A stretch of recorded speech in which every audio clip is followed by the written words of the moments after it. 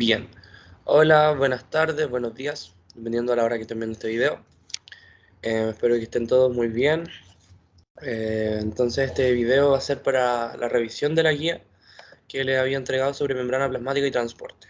Bien, entonces aquí, bueno, les presento la imagen a color. Y el primer ítem nos pide, nos solicita rotular la estructura de la membrana plasmática. Y aquí yo en un recuadro les pongo los rótulos. Este es el mismo trabajo que hicimos en clase. Entonces lo que voy a hacer es mostrarles nada más que el 1 corresponde a la bicapa lipídica completamente en su estructura, porque son dos capas, ¿cierto?, de fosfolípidos, como un sándwich. El número 2 corresponde, haciéndole zoom a uno de ellos, es un fosfolípido, ¿ya? Con su cabeza hidrofílica y sus colas hidrofóbicas, ¿cierto? Y el número 3 nos apunta ya directamente a lo que es una cola de estos fosfolípidos que, como conversamos ya, están estructurados de ácidos grasos. El 4 nos apunta hacia lo que es una proteína en la perisferia, es decir, en contacto principalmente con las cabezas hidrofílicas de los fosfolípidos. Por lo tanto, cae la denominación de proteína perisférica, ¿ya? El 5 ya es una proteína grandota que es capaz de atravesar la membrana plasmática a través de... sabemos que las proteínas están estructuradas por aminoácidos, entonces estos aminoácidos que están estructurando la membrana en cercanía con los ácidos grasos, que son lípidos, tienden a ser apolares. Entonces esta proteína tiene la capacidad de generar enlaces para poder atravesar la membrana plasmática, ¿ya? Es decir, tiene un segmento que tiende a ser lipídico para poder anclarse a ella, ¿ya? Y el número 6, glucolípidos, ¿cierto? Que tenemos, ya sabemos que los azúcares de membrana van a estar siempre en la cara citosólica, en la cara exterior de la membrana plasmática, es decir, hacia extracelular. Entonces hay que imaginarnos que donde están estas filitas de azúcares, siempre va a ser mirando hacia afuera de la célula, y por el contrario, por el lado opuesto, vamos a encontrarnos la cara citosólica de la membrana, es decir, hacia el citosol, hacia adentro de la célula, ¿ya? Bien, aquí como este azúcar de membrana está unido a un fosfolípido, es un glucolípido, ¿cierto? Porque es un azúcar unido a un lípido, ¿ya? Y el número 7, vemos que este azúcar de membrana está unido ya no solo a un lípido, sino que está unido a una proteína, por lo que ahora se conoce como glucoproteína. Entonces, aquí ya completamos los rótulos de la primera actividad, ¿sí? Luego nos vienen unas preguntas en base a la misma estructura de la membrana. Y nos pregunta, la número 1, ¿por qué se dice que los fosfolípidos son anfipáticos? ¿Ya? Y eso lo eso lo trabajamos cuando hablamos de la estructura de un fosfolípido, ¿bien? Porque dijimos que los fosfolípidos es una molécula anfipática porque tiene un segmento de su estructura que es hidrofílico, es decir, que siente amor por el agua, y unas cabezas hidrofóbicas que no se llevan para nada con el agua porque, como pueden ver acá, son colas de muchos carbonos, es decir, muy lipídicos, nos genera polaridad, ¿ya? Entonces, las colas de ácido graso, de ácido graso, digo, son hidrofóbicas porque son lípidos. No así la cabeza, que podemos encontrar muchos oxígenos en la estructura. Tenemos un grupo fosfato y glicerol. Entonces, muchos oxígenos generan de que esta molécula pueda generar una polaridad. Entonces, la cabeza va a ser hidrofílica y la cola hidrofóbica, ¿ya? Pero si nosotros vemos aquí la membrana en representación, el interior de la membrana es muy hidrofóbica, ¿ya? Por lo tanto, esta característica o la forma en la que estos fosfolípidos se disponen en forma de sándwich, ¿cierto?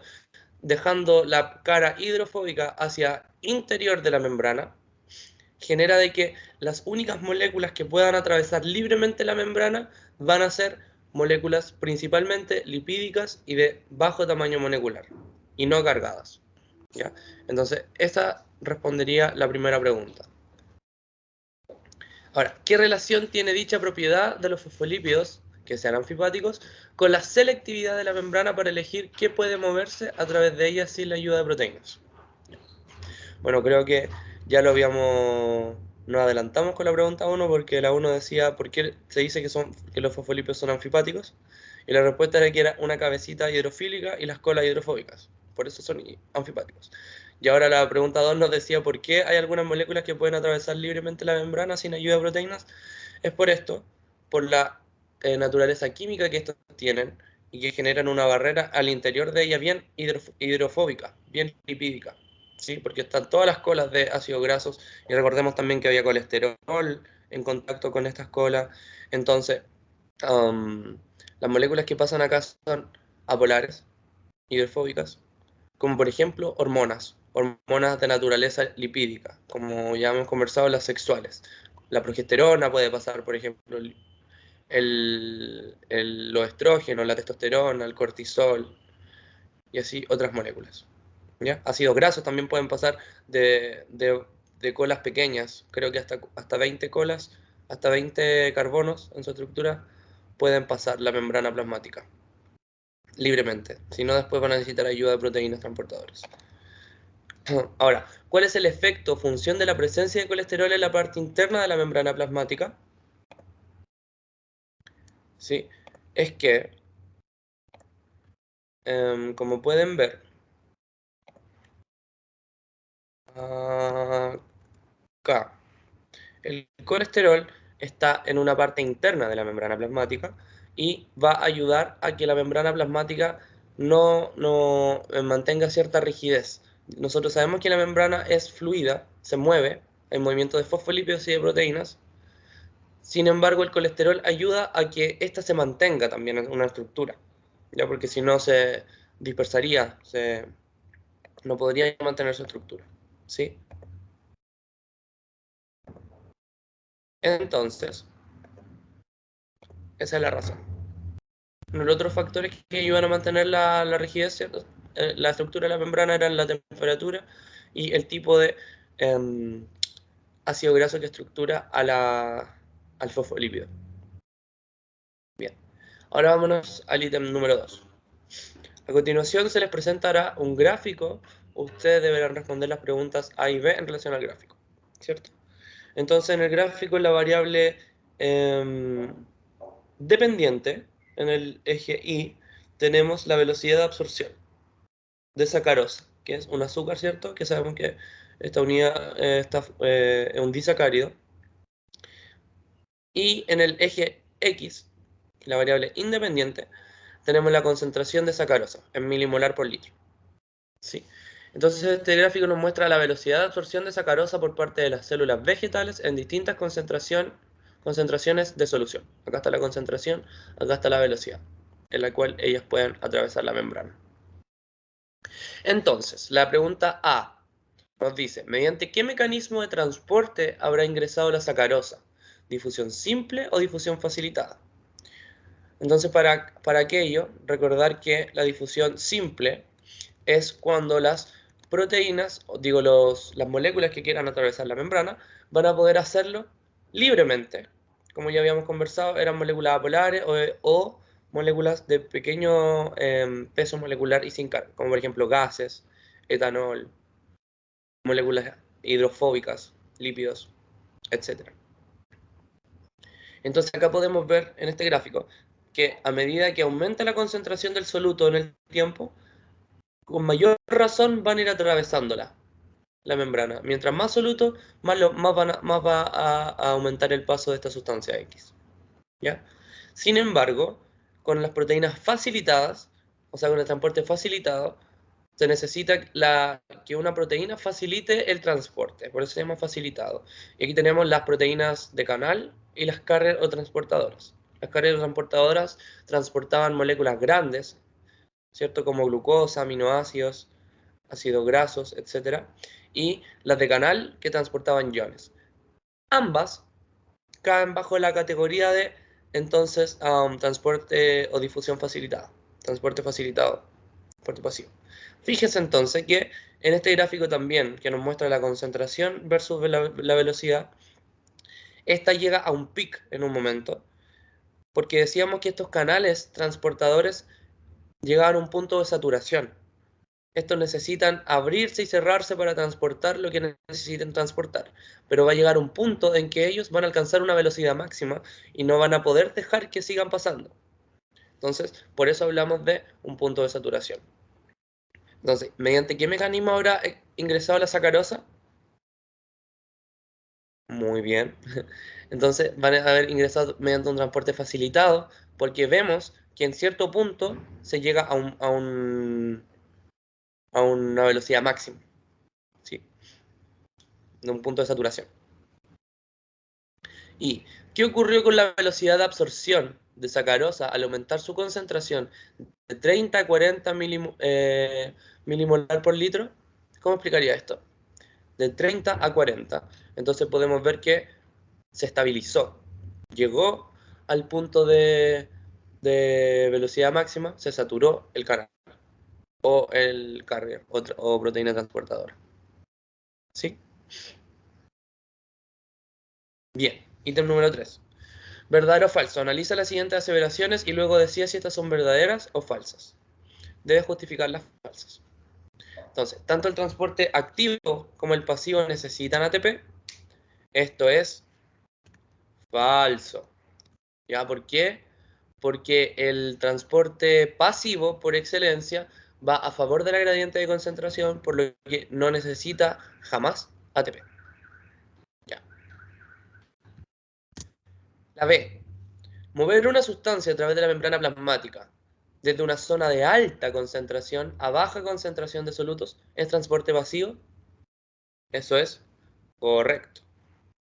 Siempre el transporte pasivo se mueve desde una zona de mayor concentración hacia una de menor concentración. Siempre. Por eso yo les ponía el ejemplo aquí de el metro. ¿Qué pasaría, cierto, si es que una persona de acá adentro quiera entrar al metro? Sería, entre comillas, transporte pasivo. De mayor concentración a menor concentración.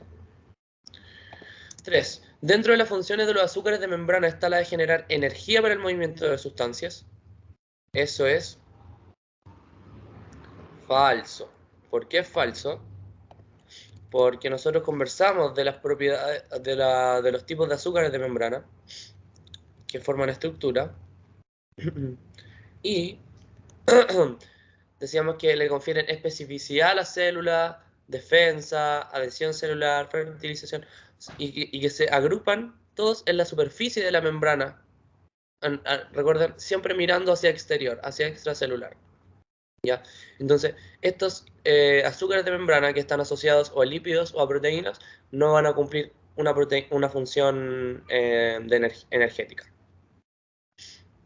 ¿Ya? Eso lo cumplen otros organelos. ¿Ya? En un medio hipotónico, tanto una célula animal como vegetal explotan. Eso es falso. Porque si bien en un medio hipotónico, ambas, en un medio hipotónico, como digo, las células están expuestas a una menor concentración de solutos fuera. Por eso se llama hipo es poco. Y siempre hipotónico, isotónico, hipertónico están en base al medio.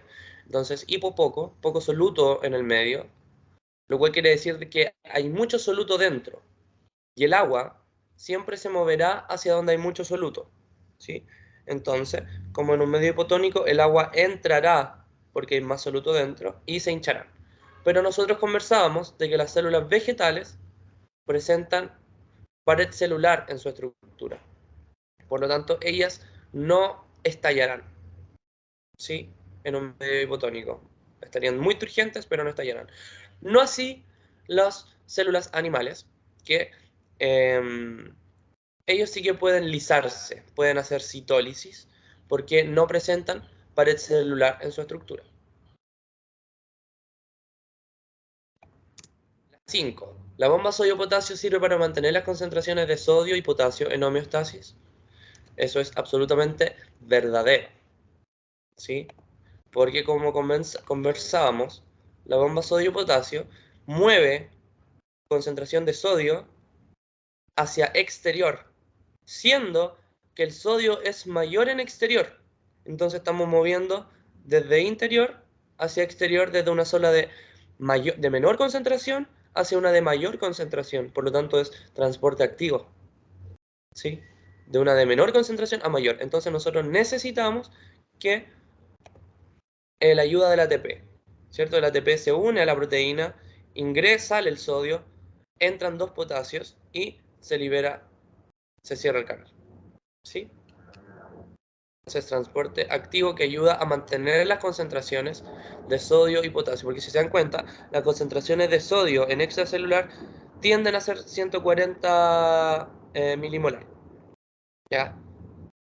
Y por lo tanto, esta bomba transporta sodio hacia afuera, a pesar de que sea contra la gradiente de concentración, pero porque esa es su función, mantener estas concentraciones que nosotros conocemos como homeostasis o normales. ¿Ya? Lo mismo hace con el potasio. Bien, la 6. Las concentraciones de sodio es mayor en intracelular. Eso es falso, acabamos de ver que es mayor en extracelular. 7. Tanto la fagocitosis como la pinocitosis son formas de endocitosis. Ahí nos vamos a transporte en masa. Y aquí podemos ver que endocitosis quiere decir que se forma una vesícula que va a ingresar con algo hacia adentro. Y que si ese algo es sólido, nos referimos a una fagocitosis, y que si ese algo es líquido, nos referimos a una pinocitosis. Pero en ambos casos, se forma una vesícula hacia interior. La membrana plasmática invagina, agarra lo que está en exterior y lo ingresa con una vesícula. Hablando que la vesícula es como una forma de membrana plasmática en un formato de micelio, de micela, que puede estar aquí, que se ve así. Entonces, eso es verdadero. La 8. Las bacterias no presentan membrana plasmática, eso es falso. Ya conversamos que todas las células existentes necesitan membrana plasmática para separarse del medio exterior y poder, por tanto, mediar lo que entra y lo que sale. Son selectivos. Todas las células tienen membrana plasmática. 9. ¿Los canales iónicos son ejemplos de proteínas que transportan glucosa y aminoácidos? Eso es falso, como ya conversamos, ¿cierto? Las proteínas de canal y las proteínas transportadoras, si bien son transporte pasivo, las proteínas de canal mueven iones a favor de la gradiente de concentración, iones cargados como sodio, potasio, etc. Y las proteínas transportadoras o carrier mueven también a favor de la gradiente de concentración, sin embargo mueven moléculas grandes como aminoácidos, glucosa, etc. ¿Sí? Por lo tanto, son ejemplos de proteínas que transportan. Falso. ¿Cómo podría ser la justificación acá? Que es falso porque los canales iónicos mueven iones, o es falso porque las proteínas transportadoras son ejemplos de proteínas que transportan glucosa y aminoácidos. Ambas respuestas estarían correctas. Y 10. En la exocitosis ocurre una evaginación de la membrana plasmática. Eso es verdadero. ¿Ya? Entonces, como conversábamos acá en transporte en masa, para ingresar por endocitosis se necesita una invaginación de la membrana, ¿cierto? Que ingresa y forma una vesícula. Pero para hacer exocitosis, es decir, eliminar hacia afuera la vesícula, esta vesícula necesita fusionarse con la membrana plasmática y generar una evaginación de membrana. ¿Ya? Y liberar hacia exterior lo que necesita liberar. Bien. Ahora, el cuarto ítem y último de preguntas alternativas. Con respecto a la membrana plasmática, es correcto afirmar que solo presenta proteínas integrales. Eso es falso, porque ya dijimos que integrales o, o transmembrana, también conocidas también como intrínsecas. Entonces, nosotros sabemos que no, porque también presentan periféricas y otros tipos. Ya, muchos tipos. Las proteínas, recuerden que son las que más están en cantidad estructurando la membrana plasmática, incluso más que los fosfolípidos. 2. ¿El glucocálix presenta función inmune de reconocimiento? Eso es correcto, porque el glucocálix es los azúcares de membrana. Entonces le entregaban identidad a la célula, ¿cierto? 3. ¿Es permeable a todos los solutos?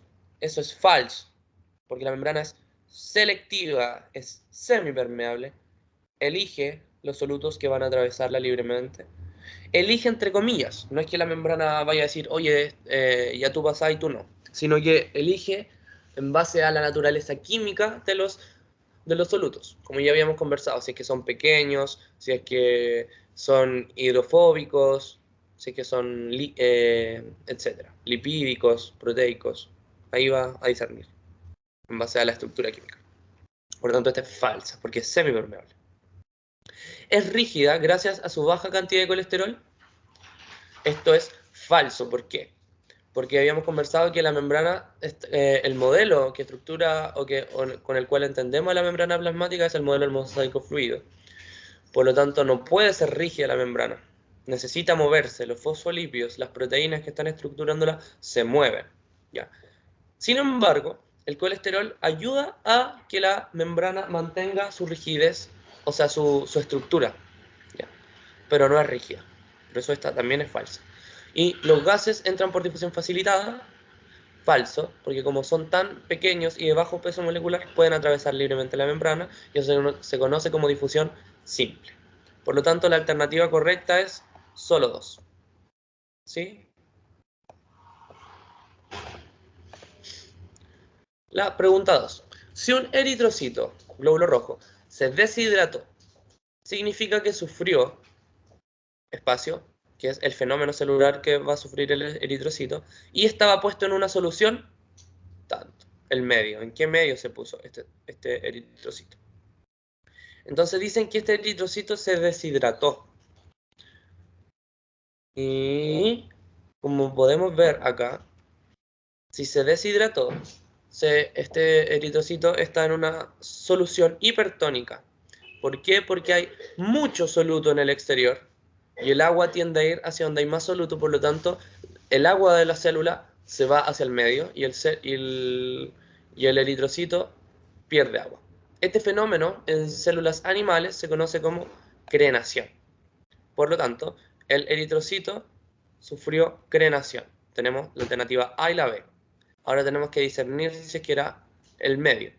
Pero como mostramos recién, era en un medio hipertónico, porque hay mucho soluto fuera y el agua va hacia donde hay más soluto. Por lo tanto, la alternativa correcta es la D. 3.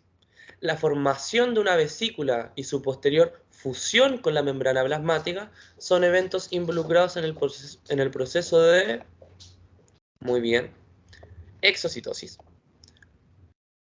Como podemos ver acá en la diapositiva, lo que acabamos de conversar, exocitosis, ¿cierto? La vesícula está en interior. Esta vesícula puede venir, no sé, del aparato de Golgi, siendo el soluto en el interior alguna proteína o algo que necesite liberar.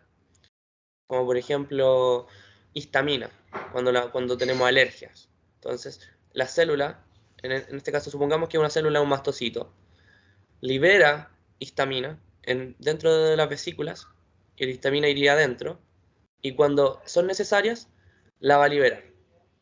Entonces va a fusionar la vesícula, la vesícula con la membrana y la va a liberar a extracelular. ¿Para qué? Para que llegue, no sé, a los vasos sanguíneos y la histamina pueda cumplir sus funciones. Entonces, exocitosis hacia afuera. 3.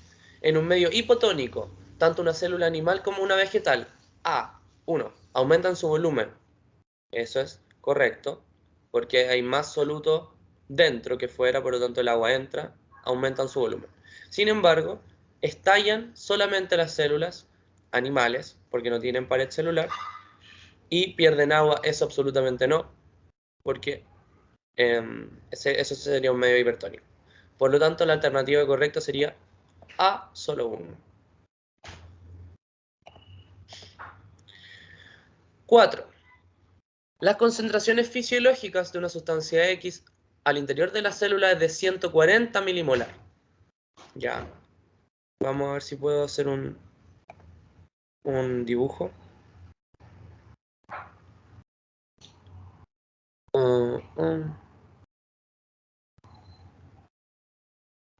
De 140 milimolar. Dentro de la célula. No sé cómo.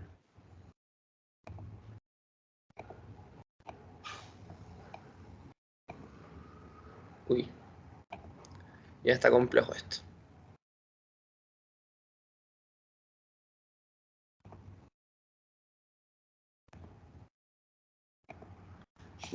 Entonces aquí tenemos que imaginarnos que dentro de la célula, no, claro, que al interior de la célula hay mucho soluto. Hay 140 milimolar. Y que en el exterior de la célula, en condiciones normales, fisiológicas, hay 4 milimolar, es decir, hay mucho menos. Considerando que X se transporta en forma pasiva, es decir, se mueve desde donde hay más hacia donde hay menos, y en este caso hay más en el interior, por lo tanto sale, ¿sí? Pero ahora nos dicen, considerando que X se transporta pasivamente, ¿qué sucederá si se expone dicha célula a un medio con una concentración de 14 milimolar? Es decir que se sigue manteniendo aquí dentro de la célula hay 140 milimolar, pero en el exterior, en vez de haber 4 milimolar, ahora hay un poco más, hay 14 milimolar. Entonces, en teoría, esta velocidad en la que se va a mover el soluto va a disminuir. Va a seguir saliendo porque en el interior de la célula sigue habiendo más concentración que fuera. Sin embargo, fuera hay levemente mayor. Levemente mayor a las condiciones normales que eran 4. Ahora hay 14. Sigue siendo menor que 140, por lo tanto sigue saliendo. Pero la respuesta correcta es que saldrá de la célula más lento que en las condiciones fisiológicas. ¿Cierto? Porque en vez de que haya 4 en extracelular, ahora hay 14. Entonces, levemente mayor, por lo tanto la velocidad disminuye un poco en condiciones fisiológicas, pero sigue saliendo. ¿Sí? La pregunta 5 nos muestra el esquema con diferentes solutos y nos muestra el coeficiente de permeabilidad de cada uno de ellos para atravesar la membrana plasmática. ¿Ya? Entonces nosotros ahora tenemos que analizar. Dice, los iones sodio, calcio y cloro atraviesan la bicapa lipídica con mayor facilidad que el agua. ¿Será correcto? Entonces nosotros podemos ver que estos iones tienen un coeficiente de permeabilidad de 10 elevado a menos 12, es decir, 0,000000. Muy pequeños. Y el agua, nada más que 0,02. Entonces es mayor. Por lo tanto, esta es falsa. El agua la atraviesa más fácil que estos iones. Recordando que los iones se mueven con proteínas. Así que esto sí que no la atraviesa. De las sustancias mostradas, ¿el agua presenta el mayor coeficiente de permeabilidad? Eso es correcto. Nosotros vemos que es 10 elevado a menos 2 es mayor que 10 elevado a menos 4, 10 elevado a menos 6, 10 elevado a menos 8. Cada vez por acá hay más ceros. 0,0000. El 10 elevado a menos 2 es mayor que todos los demás. Entonces el agua atraviesa la membrana plasmática más fácil que el resto de las sustancias que nos están mostrando a continuación. Por lo tanto, la alternativa correcta es la B. ¿Sí? Descartemos las siguientes también, de todas formas. De las sustancias mostradas, ¿el sodio es el que atraviesa con mayor facilidad la bicapa? Falso. De hecho, el que lo atraviesa con peor facilidad. Tiene un coeficiente de 10 elevado a menos 13 casi. La D, el coeficiente de permeabilidad de la urea es el doble de la glucosa. Falso. No es el doble. De hecho, es mayor que el de la glucosa. ¿Y el coeficiente de permeabilidad de potasio es menor que el del sodio? Podemos ver que el potasio está antes que el sodio, entonces mayor. Por lo tanto, la alternativa correcta es la B. Y finalmente, la última pregunta. Nos muestra. El gráfico muestra la entrada a la célula de una molécula Q en función del gasto de ATP. En condiciones normales y después de la inhibición de la respiración mitocondrial. Es decir, se inhibe la energía. Entonces, el flujo de entrada de Q en función de el gasto de ATP. ¿Cuál es la variable dependiente? El flujo de Q, que depende de el gasto de ATP. ¿Ya? Entonces la línea negra de N nos muestra condiciones normales, cuando hay ATP. Y la línea ya con espacios entre ellas nos muestra cuando se inhibe el ATP y podemos ver que disminuye el flujo de Q. brutalmente, hasta llegar ya a 0. Entonces, del gráfico se infiere correctamente que a bajas concentraciones intracelulares de ATP, el transporte de Q está en equilibrio. Eso es falso, porque aquí no vemos nada en equilibrio, ¿sí? A bajas concentraciones intracelulares de ATP. Y tampoco nos muestran nada de concentraciones intracelulares ni extracelulares. Solo nos muestran el flujo de Q en función del gasto de energía.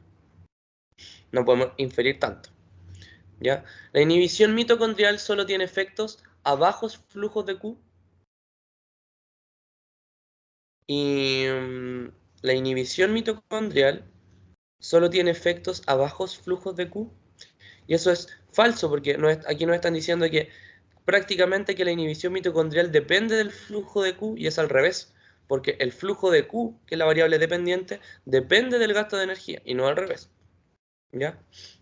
Y la C nos dice, la entrada de Q requiere del metabolismo energético mitocondrial, y eso es correcto. Esta es la respuesta correcta, porque el flujo de Q en condiciones normales con gasto de energía aumenta hasta llegar, ¿cierto?, a un pico, quizá por transporte facilitado, ¿cierto? Se satura. Sin embargo, cuando se inhibe la función de la mitocondria, el gasto de la entrada de Q se va a 0, tiende a 0. Entonces, necesita Q entrar con ayuda de energía. Por lo tanto, podríamos también inferir que esta molécula Q ingresa por transporte activo. La célula, bueno, sabemos que es la C, pero descartemos la D y la E. La salida de Q es directamente proporcional al consumo de ATP. Aquí estamos hablando de la entrada y no de salida, ¿sí? Y la molécula de Q corresponde a glucosa. No tenemos cómo saberlo. Puede ser, podría ser, pero no tenemos cómo saberlo. No podemos inferir tanto algo que no nos está mostrando este gráfico. Bien, entonces espero que haya quedado claro.